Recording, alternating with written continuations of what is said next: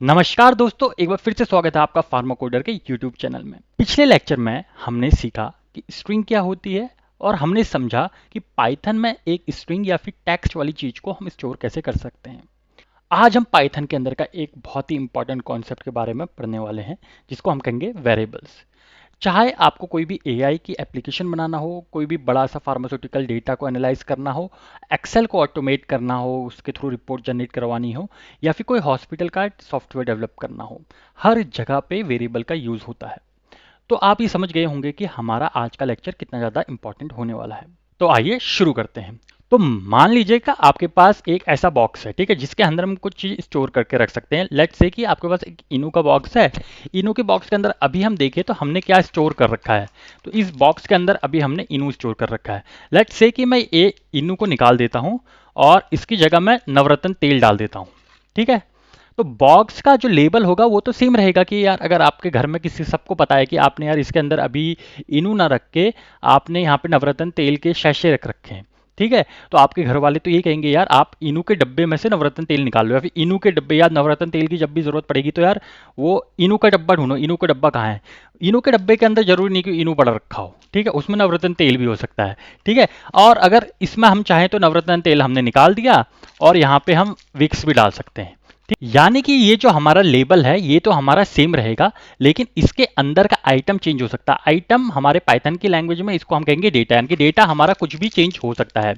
यानी कि वेरिएबल अगर सिंपल भाषा में कहूं तो एक नेम्ड स्टोरेज लोकेशन है। यानी कि आपने उस लोकेशन को, पर्टिकुलर लोकेशन को कुछ नाम दे रखा है, उसके अंदर स्टोर कुछ भी हो सकता है, ठीक है। इसको सिंपली हम वेरिएबल कहते हैं।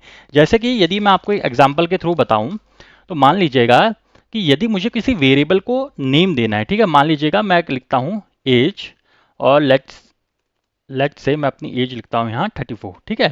मैंने 34 लिखा, फिर मैंने एंटर किया, ठीक है। तो यहाँ पे देखिएगा इसने किसी भी तरीके का मेरे को कोई आउटपुट नहीं दिया, लेकिन यहाँ पे ये इसका वेरिएबल का नाम हो गया। यानी कि इस वेरिएबल, इसको ऐसे समझिएगा कि ये जो आपका स्टोरेज का लेबल था उसको मैंने नाम दे दिया है एज, और उसके अंदर 34 स्टोर हो चुका है इसके अंदर, ठीक है। अब जब भी मैं एज को कॉल करूंगा तो ये मेरे को आंसर देगा उसके अंदर क्या रखा है। तो इसके अंदर क्या रखा है 34, तो ये मेरे को आंसर देगा 34। तो यहाँ पे एज क्या हो गया, वेरिएबल।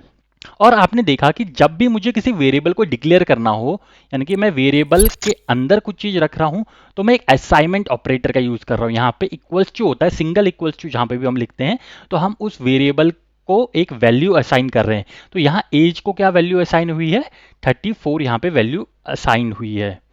अब आपने देखा कि जब भी मैं एज को कॉल कर रहा हूं तो मेरे को रिजल्ट आ रहा है 34।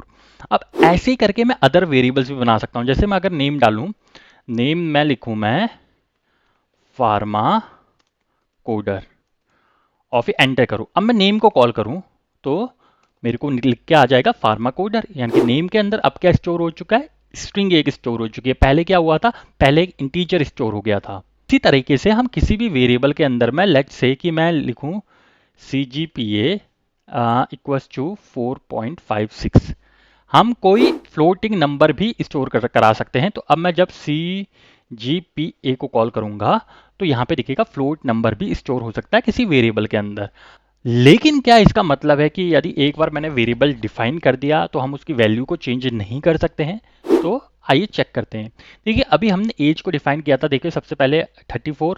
अब मैं जब भी एज को कॉल करूंगा तो इसका मेरे को आंसर आएगा 34, ठीक है, इसका रिस्पॉन्स आया 34। लेकिन अगर क्या हो कि मैं दोबारा से अपनी एज को डिफाइन कर दूं, अपनी एज चेंज कर दूं, तो लेट्स से मैं 30 कर देता हूं, एंटर करता हूं, तो इसने सेव कर दिया। एज की लोकेशन के अंदर वैल्यू 30 स्टोर हो जानी चाहिए अभी।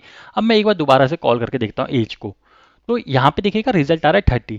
यानी कि वेरिएबल के अंदर जो भी लेटेस्ट वैल्यू आप स्टोर कर रहे हो वही उसकी नई वैल्यू बन जाती है। जैसे आपने देखा कि इनू के डब्बे में पहले इनू इनू इनू पड़ा हुआ था, उसके बाद उसके डब्बे में हमने डाल दिया नवरत्न तेल, उसके बाद उसके डब्बे में डाल दिया हमने विक्स की गोली, ठीक है। तो यानी कि ये नाम उसका सेम रहा, वेरिएबल का नाम सेम रहा, लेकिन उसकी वैल्यूज क्या हुई, समय समय पे चेंज होती रही। यानी कि वेरिएबल के अंदर हम वैल्यूज को बार बार चेंज कर सकते हैं, इसी वजह से इसको वेरिएबल भी कहते हैं। अब जब भी हम वेरिएबल बनाते हैं, वेरिएबल का नामकरण जब हम करते हैं, तो हमें कुछ रूल्स को ध्यान रखना होगा। तो रूल नंबर 1 ये कहता है कि हमारा जो भी वेरिएबल होगा, या तो वो किसी लेटर से शुरू होना चाहिए या फिर अंडरस्कोर से। यानी कि लेट से यदि मैं यहाँ पे एज नाम का एक वेरिएबल बना रहा हूँ और इसके अंदर वैल्यू डाल रहा हूँ 14 और फिर मैं एंटर करता हूँ, ठीक है, तो यहाँ पे एज के अंदर 14 स्टोर हो गया होगा, कोई दिक्कत नहीं। उसके अलावा यदि मैं अंडरस्कोर एज भी लिखूं और उसके अंदर लेट से 25 डाल दूं फिर एंटर करूं, तो भी कोई एरर नहीं आया, यानी कि ये दोनों वेरिएबल हमारे स्टोर हो चुके हैं। और हाँ, ऐसा नहीं है कि वेरिएबल आपका कैपिटल लेटर से स्टार्ट नहीं हो सकता। एज कैपिटल में भी लिख सकता हूं मैं, और इसको लेट से 34 लिख देता हूं, तो तीनों ही मेरे यहाँ पे वैलिड वेरिएबल क्रिएट हुए हैं। पर ऐसा नहीं है कि आप किसी नंबर से स्टार्ट कर दो वेरिएबल का नामकरण, नहीं, नंबर से नहीं हो सकता।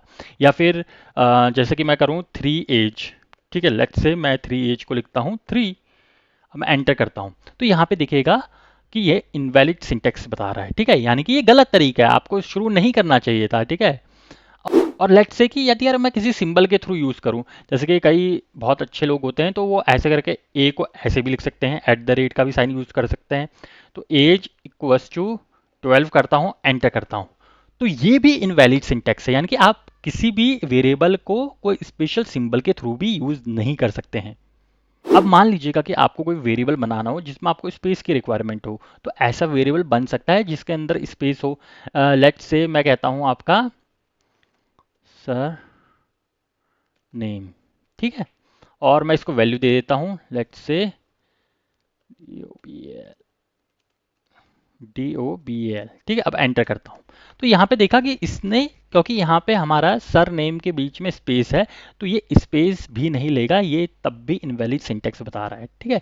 तो जब भी आपको इस तरीके का कोई ऑपरेशन दे करना हो, कोई वेरिएबल डिफाइन करना हो जहाँ पे आपको लगता है कि दो शब्द होंगे और उनके बीच में आपको दिखाना है कि थोड़ी सी जगह छूटी हो, तो उस केस में आपको क्या करना चाहिए, हमेशा अंडरस्कोर का यूज़ करना चाहिए, ठीक है। अब मैं अगर सर नेम इक्वल्स टू, वैसे भी इसमें एरर आता ही, क्योंकि मैंने यहाँ पे स्ट्रिंग को प्रॉपरली तरीके से लिखा नहीं था, लेकिन ठीक है, तो यहाँ पे सरनेम स्टोर हो चुका है, ठीक है, यानी कि जब भी हमें स्पेस को अलाउ करना हो तो हम वहाँ पे अंडर स्कोर का यूज़ करेंगे, डायरेक्टली स्पेस का यूज़ नहीं करेंगे। अब जो हमारे वेरिएबल्स होते हैं ना, या केस सेंसिटिव होती है, केस सेंसिटिव मतलब यानी कि वहाँ पे कैपिटल और स्मॉल लेटर में दोनों के मतलब बदल जाते हैं, ठीक है।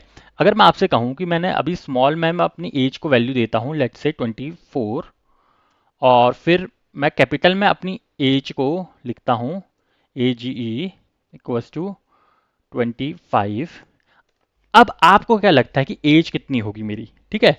तो यहाँ पे हम देख लेते हैं, यदि मैं स्मॉल का एज लिखता हूँ, स्मॉल के एज को कॉल करता हूँ, तो इसमें 24 आया, और कैपिटल के एज को लिखता हूँ तो इसमें मेरा आंसर आया 25, यानी कि दोनों का मतलब अलग है, स्मॉल एज का कैपिटल एज का दोनों का ही मतलब अलग रहेगा। तो याद रखिएगा, पाइथन एक केस सेंसिटिव लैंग्वेज है। इसके अलावा हमारे पास पाइथन के अंदर कुछ रिजर्व्ड कीवर्ड होते हैं, यानी कि जो ऑलरेडी पाइथन के अंदर डिफाइंड है, तो हम उनको कभी भी एज अ वेरिएबल यूज नहीं कर सकते। जैसे कि हमारे पास एक रिजर्व्ड कीवर्ड है इफ, यदि मैं इसके अंदर कोई वैल्यू डालना चाहूँ, ठीक है, लेट्स से मैं इसके अंदर डाल देता हूँ दीपक नाम से वैल्यू और एंटर करता हूँ, तो ये इसने दिखाया यार ये जो इफ है ना, इफ के अंदर आप इस तरीके की वैल्यू नहीं डाल सकते, गलत है, ठीक है।